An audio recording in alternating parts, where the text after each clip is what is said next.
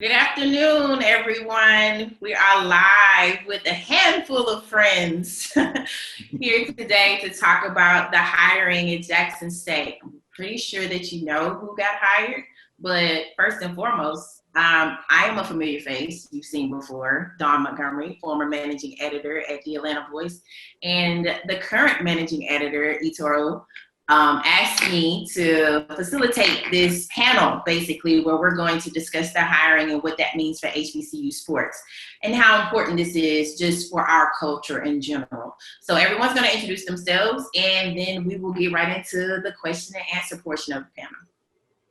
All right, I guess I'll start first. My name is Itoro Umontuen, and I am the digital managing editor for the Atlanta Voice. My name is Vashti. I am founder and editor-in-chief of Carolina Blitz. I'm Macy Alexander, a sports reporter and contributor to the Atlanta Voice. And I'm Stephen J. Gaither, founder of HBCU Gameday.com. And let's start with Steven. And the reason why we're going to start with you is because you were part of the HBCU media outlets that basically broke the story, because HBCU sports put part of the story out, but then you guys went behind and you did your research and found some more information out. Talk about the beginning part of finding out that Deion was a part of the hiring process at Jackson State.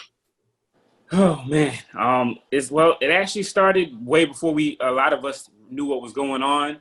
Back at the end of August, beginning of September, Deion showed up at Talladega College's graduation in Alabama, and he's a graduate of Talladega College. Who knew that? Right. So we put up that story. It's a great feel-good story. You know, he went to Florida State back in the '80s, and you know he. From what they say, he did a lot in the field, but the classroom, they kind of let him do whatever he wanted to do. So he didn't get his degree there, and so he ended up getting it at Talladega College. So it was a good feel-good story. Did really well on the website. So we're like, okay, look at this. And then later that week, no longer, I don't even know if the ink on his degree was dry yet. They released the coach that was there already. He was on a 2-year deal. Which was pretty short. He was on a 2-year deal, which was set to end in December. Now, of course, with the HBCUs not playing until at least the spring, that means that they were going to have to extend him or get somebody else by the time that the football season started. So they decided to part ways with him. And at that point, it was when there were starting to be rumors circulating that maybe Deion was a candidate for the job or was interested in the job or had the job. And so, of course, there were a lot of denials coming out of Jackson and things like that. So, you know, people were saying he was a candidate, wasn't a candidate. So it just kind of simmered down a little bit. But then last Thursday, HBCU Sports put out that he was expected to be the coach. And so we went out and, did our own reporting and found that, that he was a candidate. However, there were a couple of things that were still up in the air and needed to be resolved. One of them was Nike versus Under Armour. Deion famously was a Nike athlete, had one of the best-selling shoes in the 1990s, for those of us who can remember that era.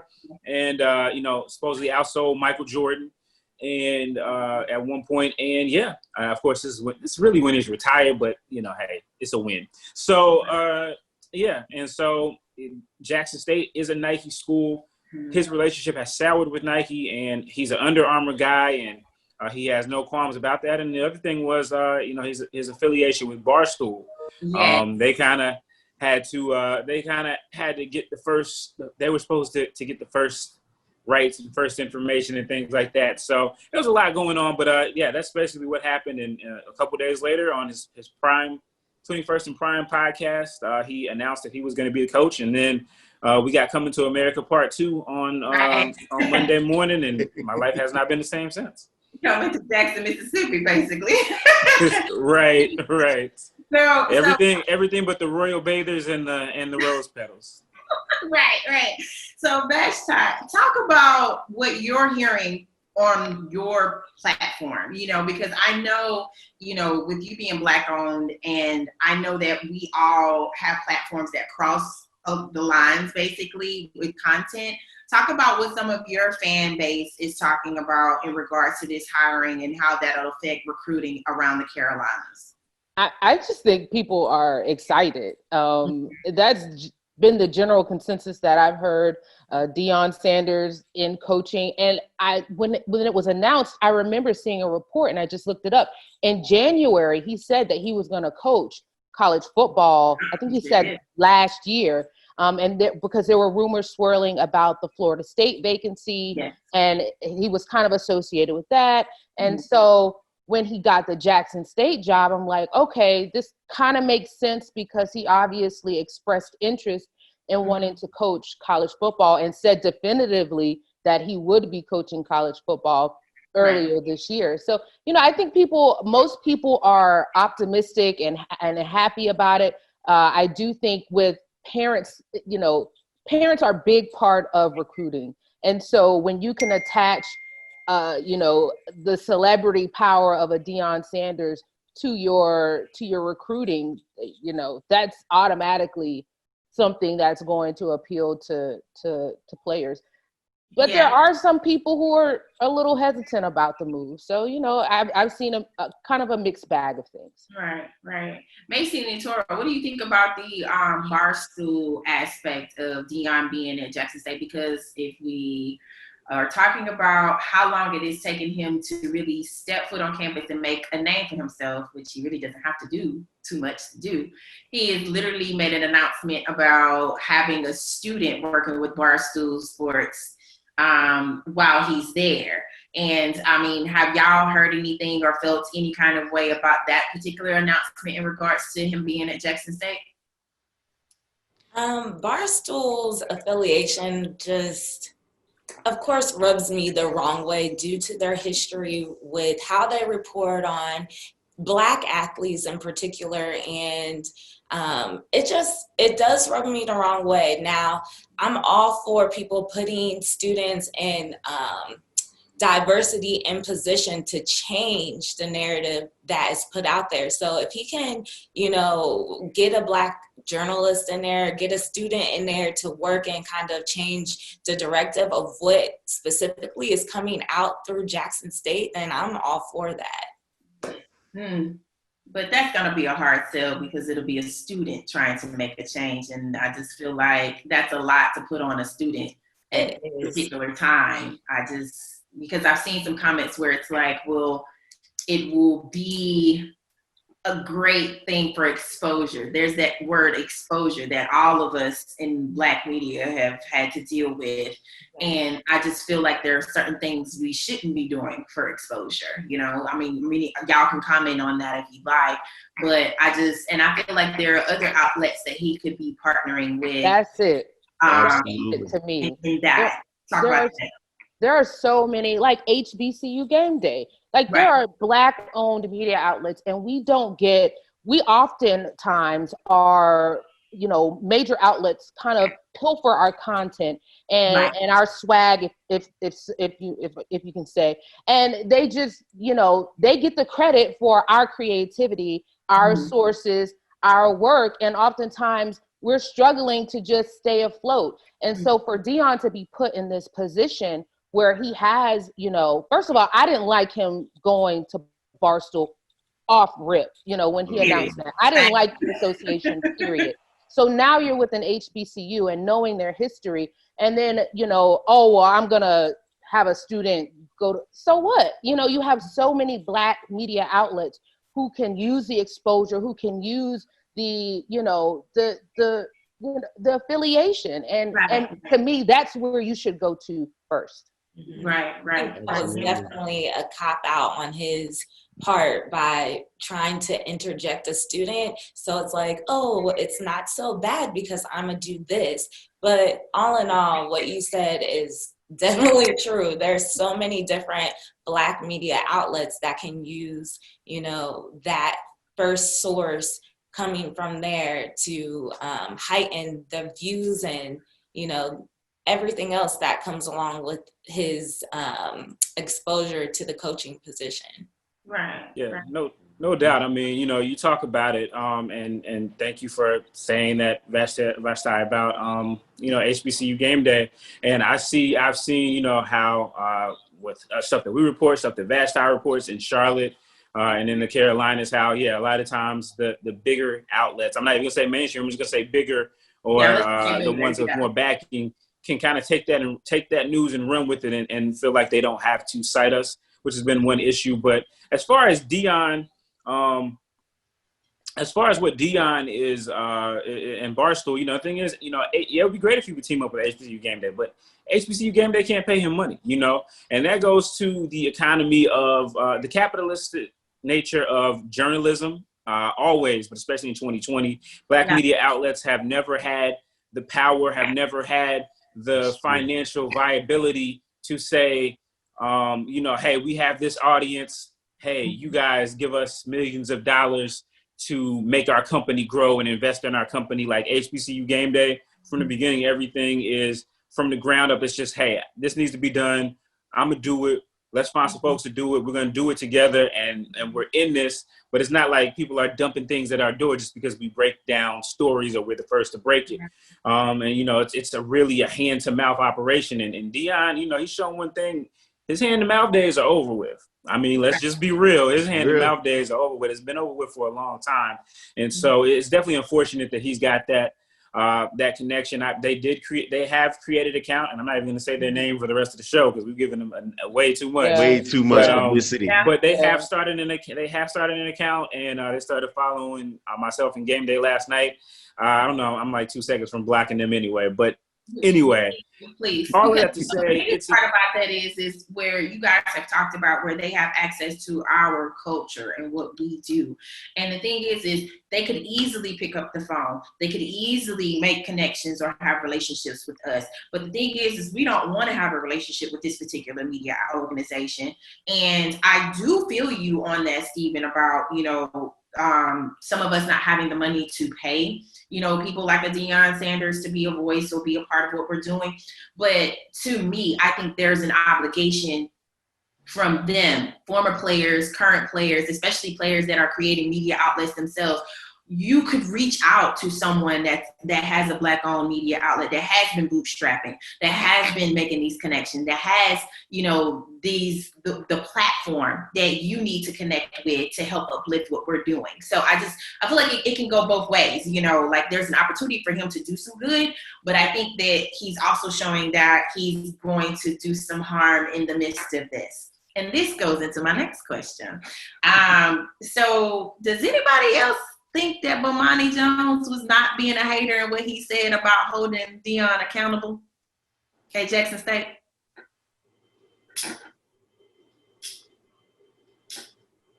I think he made some valid points. Mm-hmm. I think he made some valid points about concerns, about some of the issues that Deion has had in the past, and also some of the issues that have been seen. The thing about it is in the eighth is seeing how, and also how our institutions are seen and what they mean beyond sports.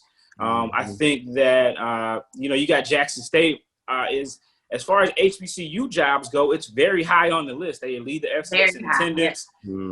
They have, four almost five Hall of Famers and things like that. They've been a bad team and they've still been leading the FCS in attendance. So, it's a matter of, it's a great job in the HBCU world. However, in the larger picture of sports, and if you look at Deion, he's definitely in the larger picture of sports. Right. It's a stepping stone to an FBS or an NFL job. That is true. And as my partner Wally Pitt so eloquently put on our YouTube the other day, this is like a job that a guy like the guy who was working, who was operating as the coach over the last month, TC Taylor, has worked 20 years to get to this job.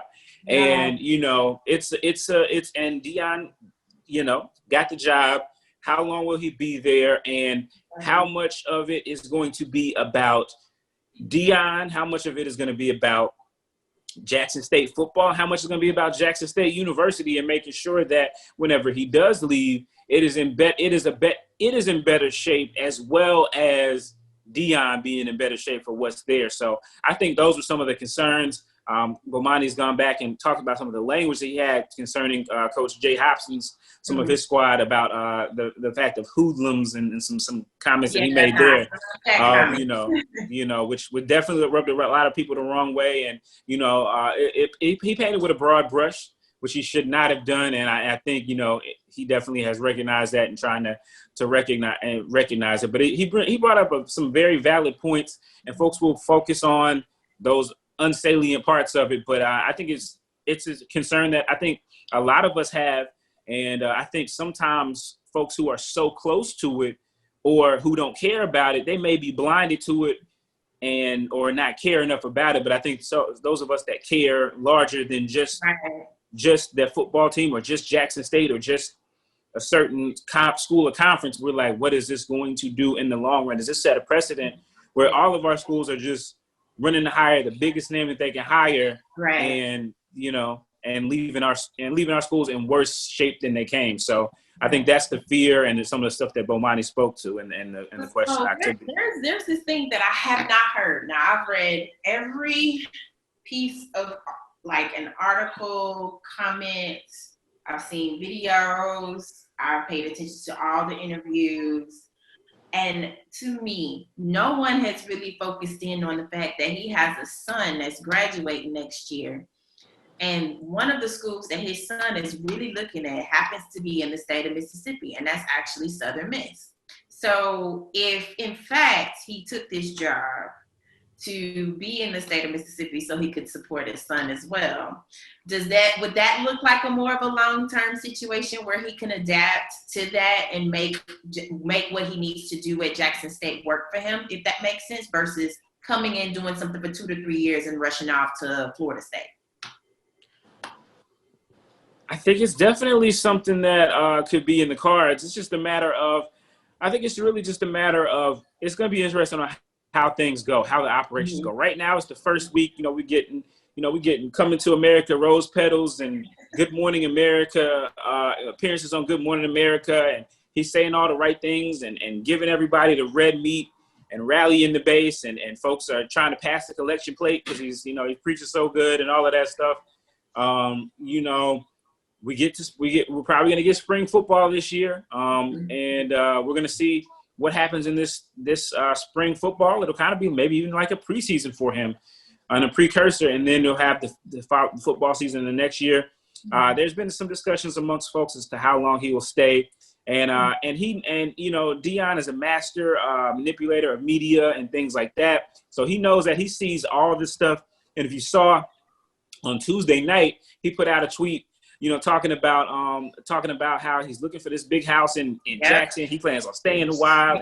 He wants 5 acres and a river with catfish. Boing, boing, boing. Did you miss me? I mean, so he's giving the whole Varnell Hill act, Right.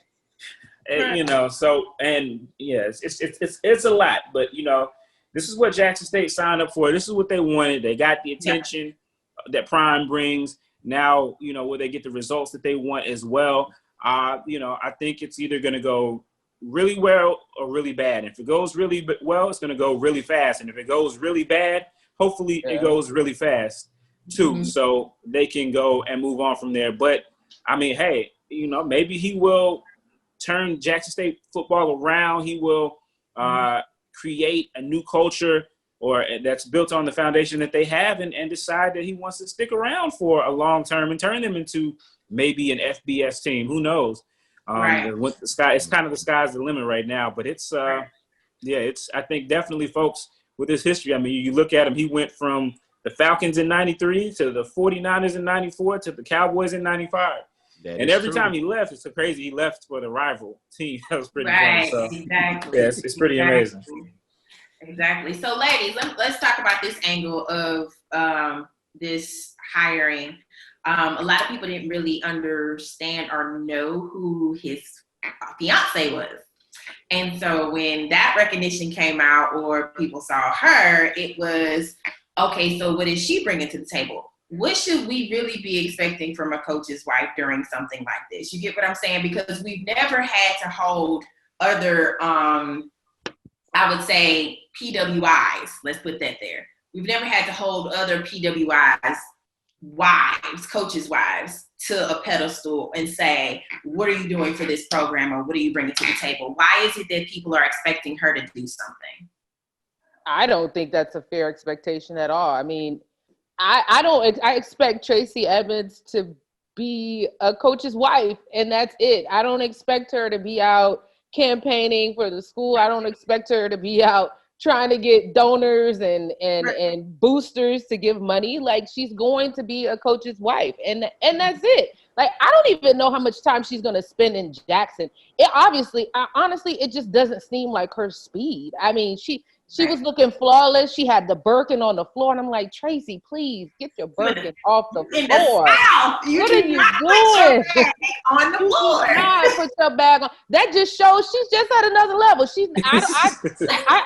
I just don't know. I didn't get that, but I just think Jackson may be a little too small for Tracy. She'll be at the games, but she's a businesswoman in her own right, so she has her own stuff going on. I don't expect to see her being the type that's baking cookies for the players and mom of the team. That's just not her speed. I don't see that being the case. What do you think, Macy? Yeah, I agree. I think that's very unrealistic to think that just because she's the coach's wife that she's supposed to come out and be this representative of whatever. Like, I went to a PWI, and I don't even know, some of the coaches' wives, because they're invisible. So from what I know of HBCUs, it seems like it's family oriented, and that may be the reason why people expect her to be around.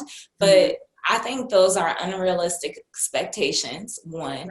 And two, she definitely has her own stuff going on. She's an independent woman. She made her own money. She's self-made. Like, obviously, we know her past, her last husband, but still, like, she's always stood alone and been able to generate her own revenue. So why would she be affiliated to Deion in any regard other than being his wife? Right. Yeah. Well, go ahead. If I may chime in, be the guy to chime in. So definitely at an HBCU campus, so at an HBCU campus, it's so much different than a PWI.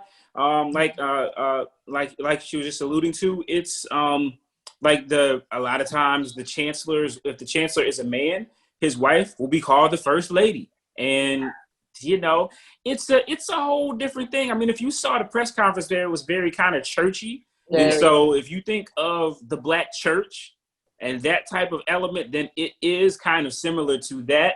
Most of the wives of the coaches in the SWAC and in the HBCU world, I probably could not pick them out of a lineup.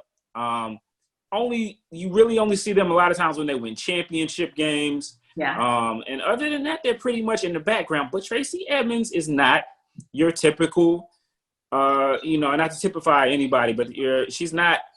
We know who she is, right? Right. And I saw her, I said, "Ooh, she's." And then I realized she was straight. I don't keep up with that type of stuff, so I didn't know that they were a thing. She looks really good at 53. But anyway, she has been doing her thing. She's been making her money. Now that point has been brought out, and one of the things is she was actually one of the producers of College Hill, the BET reality drama that was at HBCUs right around the time that I was there in the mid 2000s. And so, I mean, hey, maybe we'll see College Hill, 3.0 come out, because she knows how to make money, you know what I mean? And she knows, and she is talented in what she does. So, I mean, I think if she wants to do some things in Jackson, she'll definitely have the opportunity. I don't think anybody's going to expect her to bake cookies and things like that. But I don't know. Hey, maybe Deion, Deion and them are selling hard right now. Who knows? She might have somebody bake the cookies and bring them out. I don't know. I think that Deion puts on the show for the outside, but Tracy definitely runs that household. I mean, I would not debate that at all. I do feel that. My thing is, If she wants to do something down there, let her make that decision. Don't place these expectations on her. Yeah, and I think that there's pressure there. There's pressure Yeah, there. absolutely. So and my question is, where's their precedence where we've seen an HBCU coach's wife come in and do what they do? You know, we're familiar of other coaches' wives who do step up and they're a part of organizations or they have causes that they ride for and that they donate to and make sure that they connect the community with the university with. But when it comes down to really like championing, you know, the spirit of Jackson State, like how is she going to be able to do that? And she just got there. Mm-hmm. So to round this out, let's talk about how do you all feel about the coverage in general, beyond Black-owned media, about what's happening at Jackson State? Do you think that it's balanced? Do you think it's fair? Do you think that these people need to connect with some of us to kind of like understand what's happening? Because I will call out one outlet, and I'm doing this on purpose because I'm from Hattiesburg, Mississippi, and I didn't like it not one bit. And that's the Mississippi State Saturday Down South blog. Like, they literally said that it was ridiculous how he came out, and I'm just like, you've never been to a Jackson State or Alcorn game, like, you know what I'm saying? Like, we do pomp and circumstance. Period. It's. But you know, Black colleges aren't the only ones who did that. Texas A&M, when they pilfered the coach Jimbo, when he got off the plane, there was a band, there was a red carpet. Like, let's stop fronting like Black schools are out here doing the most. They do this at all of these schools when they have these big hires, and I hate it where they act like, oh, yeah, Ole Miss. Exactly. I hate it where they paint this picture, oh, they're doing the most, or I've even heard people label it quote unquote ghetto, which I hate. I mean, stop it. Like, I've seen this emulated at other places, at PWIs also. So yeah. I wish that people would kill that narrative and act like, you know, them welcoming a coach of Deion's caliber and Deion's stature and name, like, is out of the norm. It's norm. We all know, and I know Don knows what happened when Urban Meyer came back to Ohio State. Now, that was pomp and circumstance, and Ohio State is known for such.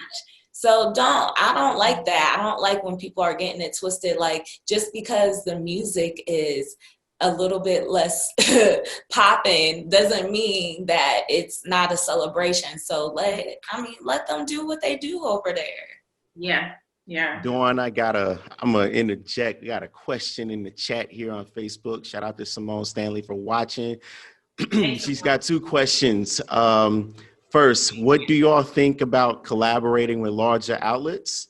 Mm-hmm. And secondly, and more importantly, what do you all think that recruiting only top talent will tarnish the HBCU reputation of giving the overlooked player an opportunity? Can I start? Go right ahead. Okay, because my outlet, I didn't mention, Fan's Favorite Fan, has always collaborated with larger outlets or has always highlighted, especially HBCU Gameday.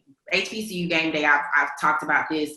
Steven has always been my brother in media. And if there was basically that pay-for-play game or cash money game where a PWI was playing an HBCU team, we would share content that way. So I know that that's possible, but here's the thing. I think for a lot of Black media, we have to get out of the way of waiting for someone to give us credit or to reach out. You're going to have to say, okay, which outlet would I like to partner with while this is happening? So if there's somebody that's covering Jackson State exclusively or what have you, or HBCU sports in general, find an outlet, find USA Today or Yahoo Sports or somebody that would take your content and share that or make you a contributor that way, and you can cross-promote from one platform to another. That doesn't mean regurgitate the same content. Let me say that again. It does not mean repeat the same content, because you can give them what they need for their platform if you understand their demographic and their readership. and you can still keep it for the culture on your platform and what you're doing. So I'm really big on that. That was a great question, because I just feel like there are a lot of people who are missing opportunities to connect with other outlets, and you have to reach out yourself sometimes. Now, trust me, I know they're probably gonna be like, oh, we're good, we got somebody covering it. They don't. So you continue to beat down that door or that window or whatever, because once you get in, then that'll open up doors for them to work with other Black-owned media outlets and or Black creatives and or Black freelancers. Now, from a recruiting standpoint, I know Stephen may have something about this in Vashti too, but I feel like it's not, I don't think that there's going to be a focus on the top tier recruits. And I say that just because Deion's going to be able to get whoever he really wants. Let's just be honest, okay? Because he's Deion. But the thing about it is will those other recruits that aren't like getting the spotlight on them, are they going to be comfortable playing for someone like him? Because that's a thing too. You have to realize that there will be players who will decide that they don't want to play at Jackson State because they may not want to be under the spotlight like that. You get what I'm saying? Some people are uncomfortable with that. Now, for the recruits that enjoy things like that, they're going to make a switch. But I don't think that it's going to mess up or take away from the other players who rarely get seen, especially coming from the talent in the state of Mississippi. That's something else that a lot of people don't really talk about. That's a whole nother panel and conversation. But I feel like he's going to have a huge pool to pull from. And I think that he's still going to pull, those 2 and 3 star players, and maybe even a 1-star if we're going to be honest. Yeah, I think, so to go to 2 parts, as far as working with the bigger media outlets, Donna, I appreciate you saying that HBCU Gameday is a bigger media outlet or whatever. But yeah. To me, don't do that. We ain't got time for that.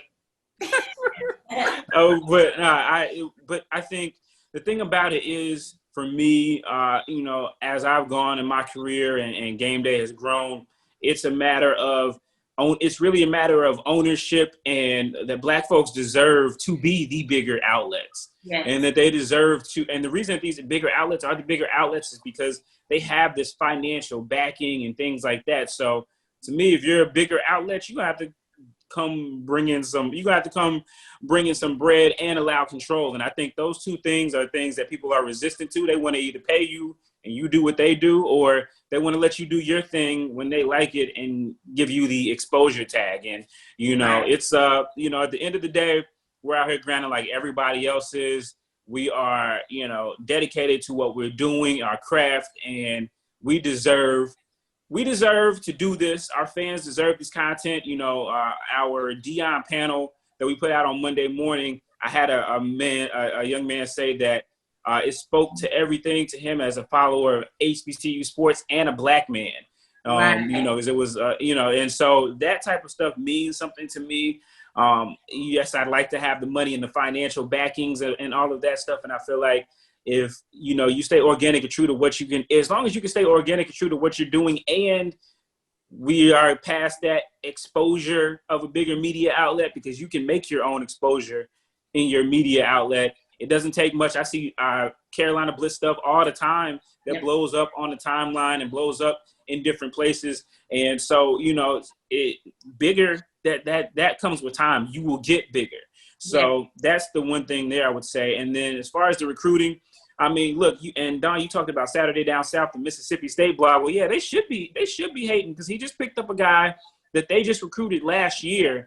A 3-star guy was the first guy from Mississippi State, was the first guy that committed to Deion. Now, he's a 3-star guy, and Mississippi State plays in the SEC. So maybe he wasn't going to blow the roof off of the SEC right away. Now, he was only a freshman too. And some of these guys, a lot of these guys, if Vashti and you all, that work with the NFL, a lot of these guys weren't necessarily all 5-star recruits anyway. Some of them were 2 and 3 stars. So Tariq Cohen, who's just got his deal, who went to North Carolina A&T, I covered there, he might have been a 1-star guy. And look what he just got a new $18 million deal. So those recruits, so Deion is coming for those same recruits that a school, maybe not that Mississippi or Georgia or Alabama are getting, he's going to come for them, but he might be able to steal some of those from Southern Miss and Mississippi State. And in the SWAC and the FCS conferences, those guys matter a lot. Those are big deals. That would be a big deal if they would have gotten him straight out of it. So I think that there will be some guys who know that maybe they are fringe guys, or maybe they are going to be low on the depth chart, because every year there's new talent that comes in. Every year they keep making 5 stars. It's not a limited number of them. Every year they come out with more. And so every year you're going to have to compete with that. And I think the more that people know that, and you see the transfer portal has been a thing, that will continue to be a thing. There's always going to be people who want to play and want exposure. And now, more than ever, they're about to get it with Jackson State University and Deion Sanders. So I think that Southern Miss and Ole Miss should be afraid. And I'm glad they're afraid, because maybe they'll get some get right in them. I don't have much faith. And we'll be honest about this. You know, I've done this with you, Steven, where I will always go to, like, Southern Miss's first game. They generally either play Alcorn State, or they'll play Jackson State, right? Or they'll play Savannah State or some other HBCU, right? Or Southern U, right? For the first game. And generally, they won't play those in-state games because we know that those are big money games, but it also gives extreme exposure to the players. Whether it's 59-0, 9 times out of 10, there's somebody there that's recruiting, like, for the Senior Bowl or different other bowls or what have you, to kind of bring in an HBCU player to fill their roster. And that gives them an opportunity to be seen. So when we generally tweet or share, like, you can go anywhere and be found, you can do that. Like, and now it's more apparent because now you have this big name, Deion Sanders, there, who is going to be bringing these guys in, and they could be lower number stars, but he's going to train the mess out of them and get them ready for the league from day one. That's where I question things. Like, I know I can see Deion putting on the show and going after these 3, 4, maybe he even poaches a 5-star player. I would like to see, I'm curious to see how he develops those guys who don't come in with a lot of the stars per se, like a Tariq Cohen. You might see a little glimpse of talent, and then you take that and you nurture it. Like, is Deion going to be willing to say, okay, well, you may not be blowing it off the roof now, but I see something about you. Will he be willing to put in that work? Will his staff be willing to put in that work? Is Deion the type of guy who's going to be up at 3 o'clock in the morning scouting tape every night for his opponent? Mm-hmm. That's what I would like to see. That's what I would like to see. I agree. And, in some instances, let's be real, Deion may not be able, I think Deion may think that he can compete with the Nick Saban, and in some instances he can. And I don't want to discredit what we've seen as far as young, talented athletes going to HBCUs as a form of, as a movement, away from going to PWIs and the money that they're bringing to PWIs, they're taking that to HBCUs. We've seen that with Mikey, the basketball star. And I think that we'll see more of that, especially with Deion at Jackson State. But, developing and curating that raw talent, like, that could be his thing, if he wants that to be. I agree. Any more questions, Itoro? He's a master motivator, and he's a master motivator. He gives some speeches and So I think definitely it'll be interesting, and I definitely am. I think it's just a matter of if he's there long enough. And one other thing too, I'd like to say about the Black media and smaller outlets. A lot of times, a lot of problems that we have is a lot of times people aren't used to nuanced discussions about our athletes and about our culture. And it's like, if you are not for this, if you're not rah-rah, like you are hating or you are this and you are that. And, at HBCU Game Day, we have a number of us and a number of different voices. And from the beginning, it's been like, look, no, like, my background is journalism, other folks' journalism background. And it's just best if we question things like that. So I don't think anybody here is wishing that Deion does not do well. However, we all, with the journalism background and journalistic eye, we have to, an objective eye, we have to look at what we've seen from before, kind of question what will go on in the future. But like I said, I think we all, hope that it will go well, and trust me, I think it would be great for me if it went well. So you can sit up here and act like they're gonna block my media pass, but I'm still gonna get in. You can't stop me from covering from the stands. That's what you can't do. Look, the finesse is real. Man. I got some stories for you, but that's another time. I don't have to do that too much. But look, I got my secondary degree at WSSU in finessology. So Got one final question, and then we'll all get out of here on this. Anthony Patterson, he says, where do you all see HBCU football in 10 to 20 years, and Black outlet coverage within that space as well? I see it dominating, because here it is. We've had protests where the need for Black media to speak up or be seen has been at the forefront of part of the protest, and Black Lives Matter. I mean, Black media matters. So if we matter, then we're going to be steering this train to really get us to the destination of being up there with the other bigger media outlets. And I just feel like eventually, like a lot of people are saying that they want BET to cover HBCU sports again and blah, blah, blah. Well, you do know Aspire has been covering HBCU sports, and HBCU Gameday is part of their team. So it's like, support the people that are doing these things, and let's get these numbers up, because we have a lot of buying power. We have a lot of things that they look towards us, especially when it comes to our culture, as well as Black Twitter and social media in that regard.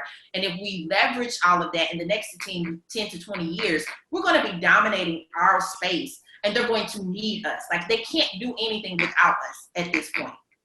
And that's how I feel about it. Maybe I'm optimistic, but that's how I feel. Yeah, I mean, I would say that I think definitely you will. I think at some point you will see HBCU team or two make the jump to FBS. Yeah. If you're talking 20 years out, I think that's very much possible. You look at North Carolina A&T. Over in Greensboro, the biggest HBCU of all HBCUs, they look like they're making that leap, or they're making incremental steps to getting there.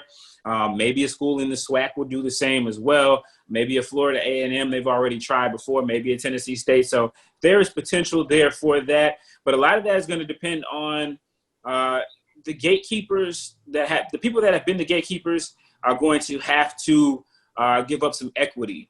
And that's going to be the tough part, because, the thing about it is a lot of these Power 5 schools are Power 5 schools for a couple of reasons. One, we can go talk about how, how much more money the University of North Carolina has received than North Carolina Central since the beginning of time. I mean, that's one thing in general, but where they really began to make the space and the headway was in the television contracts, and that type of money that flows in. And the HBCUs, I mean, they get, they are on the 4-letter network, but they get, they give them a Celebration Bowl at the end and things like that. But even then, they're fighting over, there's two teams that are going to get $1 million, and that's it.